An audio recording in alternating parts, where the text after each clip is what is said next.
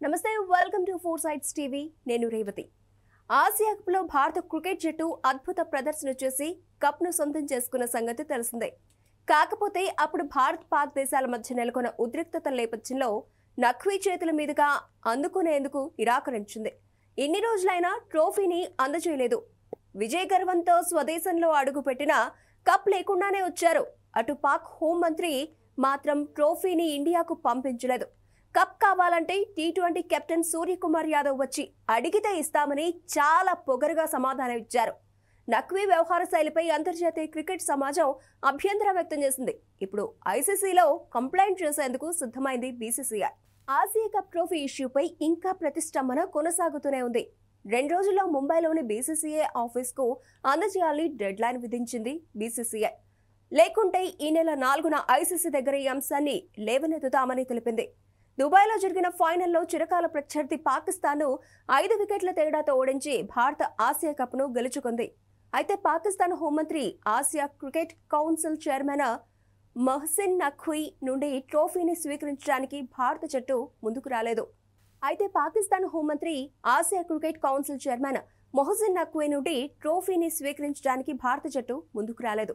అంతేకాదు Asia cup టోర్నమెంట్లో 3 సార్లు పాక్తో మ్యాచ్ జరిగింది. కెప్టెన్ సూర్యకుమార్ యాదవ్ మాత్రం పాక్ కెప్టెన్ సల్మాన్తో షేక్ హ్యాండ్ ఇచ్చేందుకు నిరాకరించారు. 2 దేశాల మధ్య సంబంధాలు దెబ్బతినడంతో ఈ నిర్ణయం తీసుకున్నారు. ఫైనల్లో పాక్ను ఓడించాక కప్ను సొంతం చేసుకోవాలని టీమిండియా ప్లేయర్స్ ఎంతో ఎగ్జైటింగ్ గా ఎదురుచూశారు. కప్ తీసుకొని నఖ్వీ రావడంతో అతడి చేతుల మీదుగా అందుకునేందుకు ముందుకు రాలేదు. దీంతో చేసేదేమీ లేక కొద్దిసేపు వెయిట్ చేసి ట్రోఫీని తీసుకొని వెళ్లిపోయాడు.